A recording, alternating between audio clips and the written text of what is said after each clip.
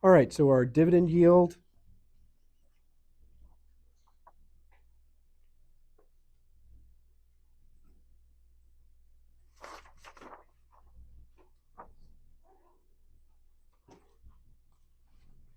measures how much dividend income a company pays relative to its stock price. All right, so our dividend yield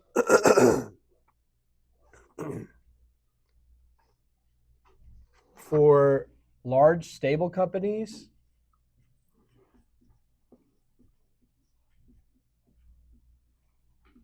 your dividend yield is going to be higher. All right, so just conceptually, that's something to remember. Your dividend yield for large stable companies is going to be higher because clearly they're able to share the wealth more frequently and more often than, or sorry, with greater consistency than, say, a company that's new or growing.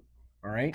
So, growing companies like tech startups, for example, they're going to have a lower dividend yield because they're not going to be sharing the wealth. They're going to be reinvesting that money into the business to help make sure that it grows. All right. So another market ratio is the price earnings ratio, or it's often called the PE ratio. And your price earnings ratio is your market price per share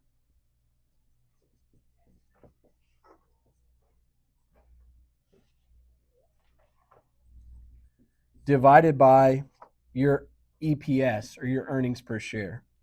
So growth stocks, like your growing tech startups, they usually have high price earnings ratios, while income stocks, like your large stable companies, are going to have lower PE ratios. So when it comes to dividend yield, large stable companies, these are your income stocks, or your income, yeah, basically your income stocks. They're going to have high dividend yields. You're growing your tech startups, or your growth stocks, are going to have a low dividend yield. And that inverse is going to be true for the price earnings ratio. All right, so for market ratios, you have EPS, you have dividend yield, and you have the price earnings ratio.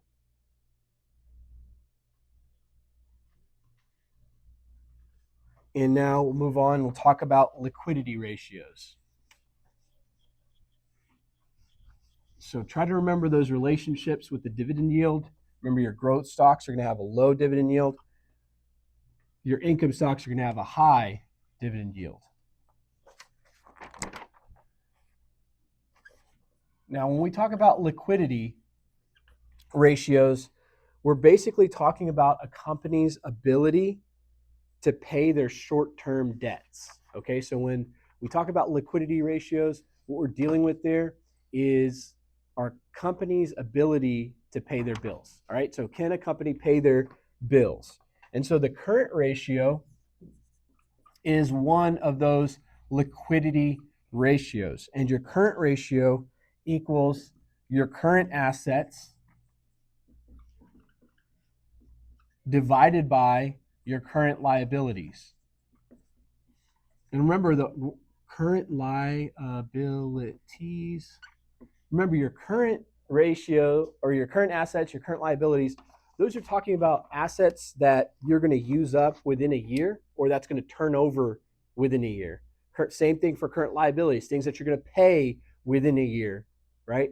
And so your current assets do not include any of your plant equipment. It doesn't include any of those assets that are typically going to be around for a longer period of time, right? The one thing that your current assets does include that could really trip up this ratio is inventory, right? Because if you have a really high inventory, you have so much inventory that's unsold, it could distort this ratio sometimes. All right, so because of that, another ratio that you would look at in order to figure out your liquidity is the quick ratio. And the quick ratio, it just looks at your most liquid assets. So basically the assets that are cash or can quickly be converted to cash. So oftentimes people talk about the quick ratio as quick assets, and those quick assets are assets that are cash or can quickly be converted to cash divided by your current liabilities.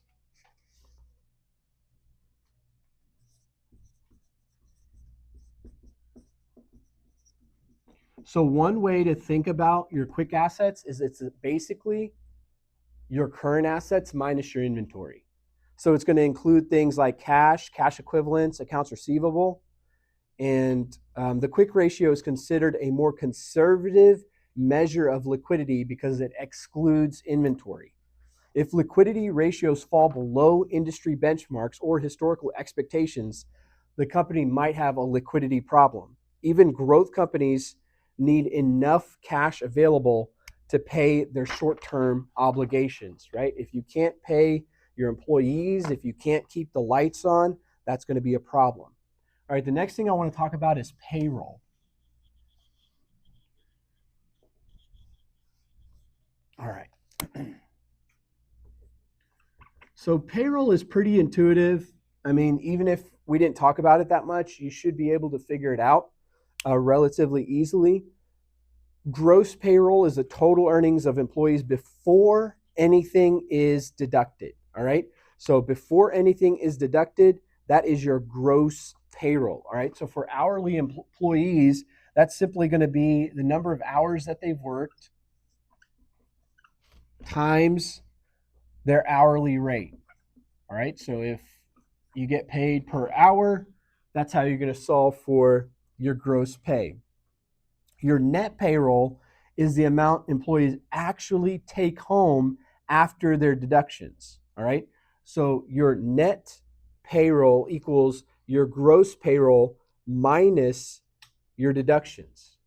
All right. So your gross pay equals your hours worked times your hourly rate, your gross pay minus your deductions equals your net pay. That's what employees actually take home. Good morning, Jack. We are currently in a hold. We are in a hold. Please keep students in your classroom during this period. Thank you. Okay. So what are these deductions, right? What are these deductions? So there's two major categories of deductions. Some of them are mandatory. You don't have any choice about this. In America, you have to withhold these things and pay these things in for all of your employees. Social Security, Medicare, these are non-negotiables. Federal taxes, state taxes,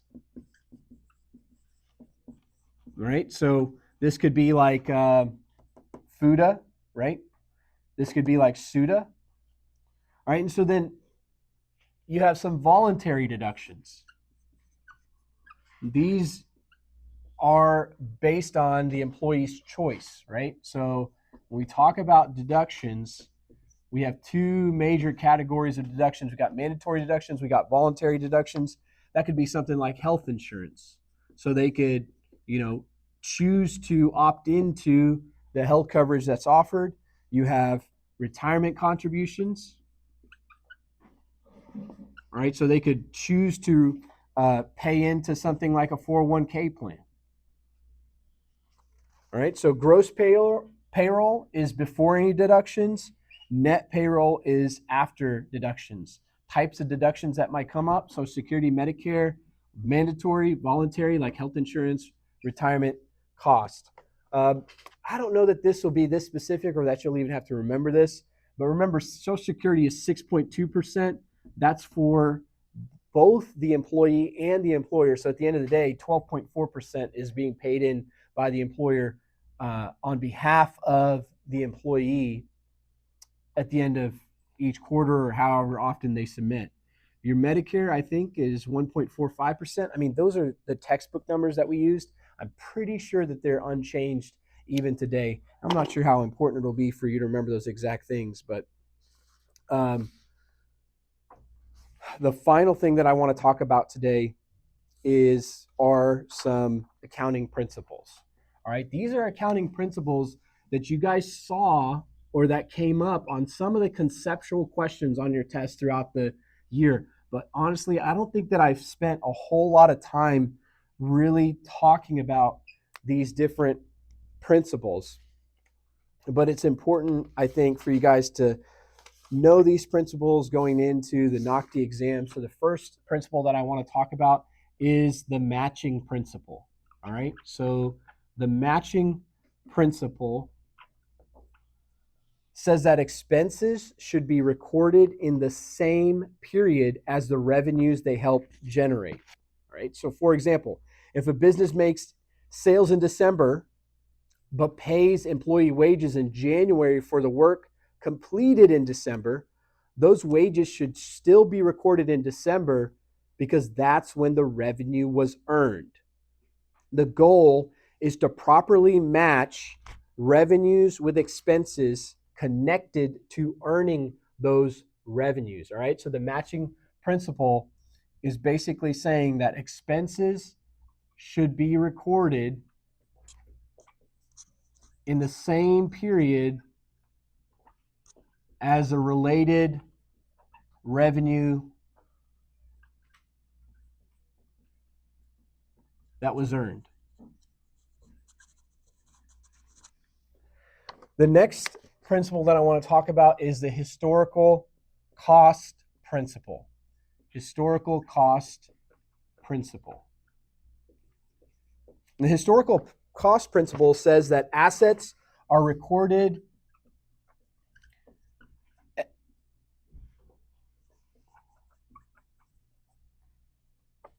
at the amount paid for them when they were purchased. So assets are recorded at their purchase price.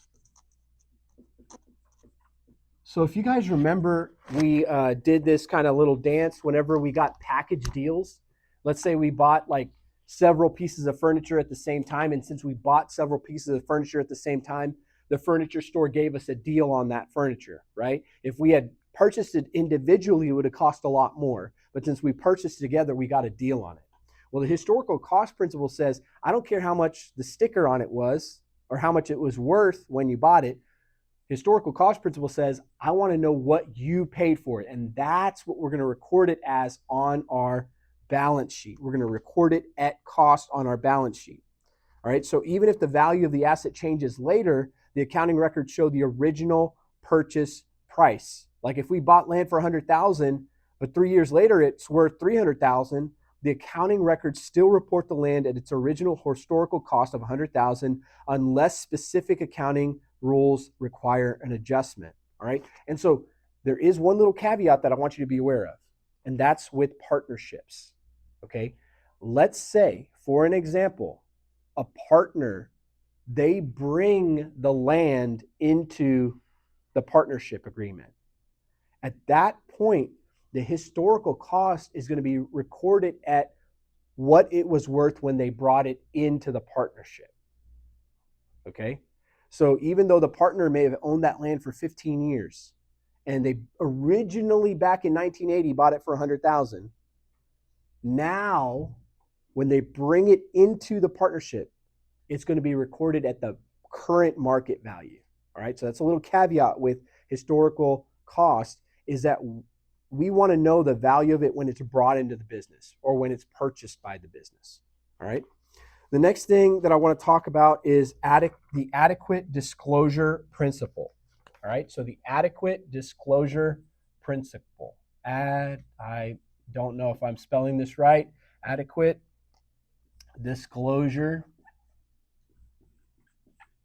All right, so the adequate disclosure principle says that financial statements should include all important information necessary for users to understand the company's financial condition. So basically tell the whole story. All right. Make sure that people can understand what they're looking at, especially if the information could influence decisions made by investors, creditors, or other users. It should be disclosed. Some disclosures appear directly in the financial statements, while others appear in notes attached to the statements. All right. So if you know for sure, like say, for example, um, there was some sort of like orange disaster, all right, and oranges across the US were destroyed.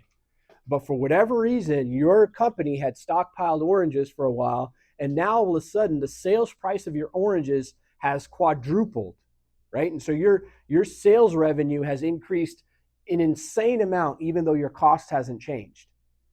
If you were following the principle of adequate disclosure, you would have a little asterisk next to your sales revenue on your income statement, right? And then that little asterisk would be explained later on at the bottom of the financial statement or in the notes section of the financial statement. You'd have that little asterisk that says, hey, guess what? The reason why our revenue looks so high, I don't want you to get tripped. Like, I don't want you to make an investment decision based on a windfall that we had just because we happened to purchase our oranges before the disaster happened. And so we had them in stock. And when demand rose, price went up, supply was down, we benefited from it.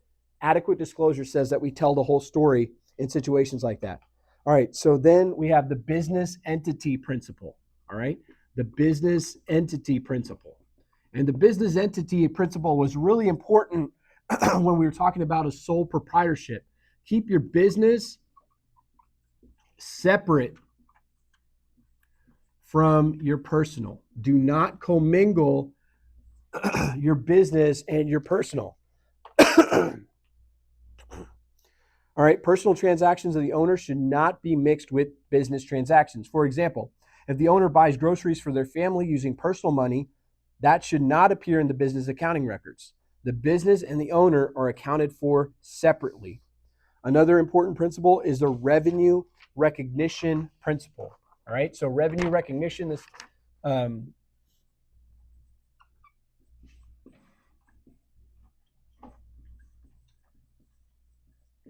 all right, the revenue recognition principle is that revenue is recorded when earned.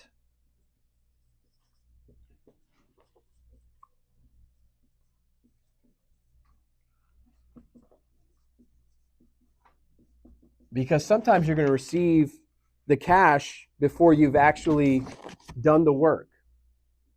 And so you owe somebody something.